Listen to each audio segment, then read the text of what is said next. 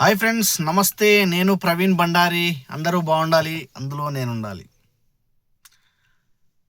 ఆ, రాఖీ పౌర్ణమి వస్తుంది. ఇంటికి చుట్టాలు వస్తారు. చుట్టాలు మీన్స్ మన అమ్మ నాన్న వస్తారు. ఈ మధ్యలో ఏం జరుగుతున్నాయంటే, నేను చాలా ఒక 5-6 మంది వింటా ఉన్నా. నేను రోడ్డు మీద మనం ఉంటున్న ఏరియాలో నానా రకాల దిక్కుట్లో వింటున్నాం. విషయం ఏంటంటే, ఇప్పుడు ఉదాహరణ మాత్రమే, ఇద్దరు పక్క పక్కన ఉన్న నైబర్స్ అయి ఉంటుంది, లేకుంటే ఫ్రెండ్స్ అయి ఉంటుంది, కాలేజీ ఫ్రెండ్స్ అయి ఉంటుంది, జాబ్ దగ్గర ఫ్రెండ్స్ అయి ఉంటారు, లేకుంటే ఎట్లా మొత్తానికైతే ఇద్దరు లేడీస్ ఫ్రెండ్స్. వీళ్ళు వేరే దగ్గర ఉంటారు, వాళ్ళు వేరే దగ్గర ఉంటారు. అయితే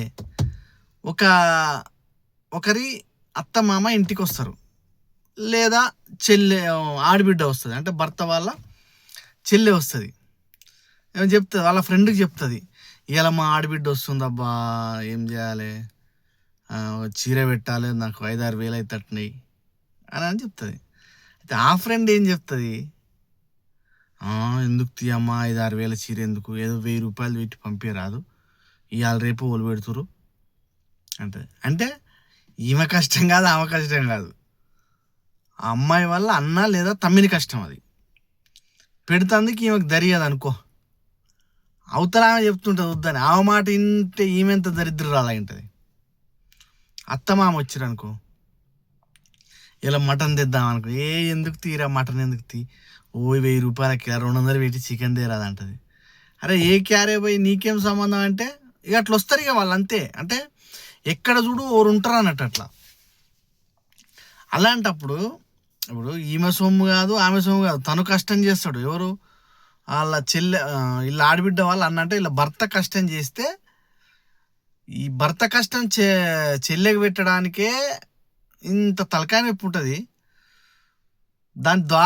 తద్వారా వీళ్ళు పొందే ఆనందం ఏంటంటే ఈగో సాటిస్ఫాక్షన్, నేను చెప్పితే ఆమె విన్నది అని. ఈమెమనుకుంటుంది, అబ్బా నాకు చాలా మేలు చేసిందని ఏమనుకుంటుంది. ఆమె అనుకుంటుంది, నేను చెప్పితే ఆమె విన్నది చూసినావు అని ఆమె అనుకుంటుంది. ఇద్దరికి లాభం లేదు, ఇద్దరికి నష్టమే. పోతే ఈ ఆడబిడ్డకు ఉంటుందిగా, ఆడబిడ్డ ఏమనుకుంటుంది, మా అన్న దగ్గర లేవో ఏమో, మా అన్న పని చేస్తలేడో ఏమో, లేకపోతే సరే నానా రకాలుగా అనుకుంటుంది. కాబట్టి దానివల్ల మీకు ఏం లాభం లేదు. కాబట్టి తన కష్టం తన చెల్లెకి పెట్టాలనుకున్నప్పుడు పెట్టాల్సిందే. మీకేం అవసరం, తెచ్చింది. ఒకవేళ మీరు కూడా ఏమన్నా జాబులు బిజినెస్లు ఏమన్నా చేస్తే కూడా పెట్టాలి. ఆడబిడ్డ అంటే ఆడబిడ్డే, అత్తమామ అంటే అత్తమామే. పోనీ మీ అమ్మ నాన్నలు వచ్చినప్పుడు మీ భర్త ఏమన్నా పెట్టొద్దు అంటే కూడా తప్పే, అట్లా కూడా అనొద్దు. మీ అమ్మ నాన్నని ఎంత సమానంగా చూసుకుంటావో మీ అత్తమామను కూడా అంతే సమానంగా చూసుకోవాలి. మీ ఆడబిడ్డ, మీ అత్తమామ లేని నీకు భర్త వేయడానికి వచ్చిండు, ఈ బిజినెస్లు ఇవన్నీ ఎట్లా అనుభవిస్తారు మీరు? ఈ రాజభోగాలు అనుభవించలేరు కదా.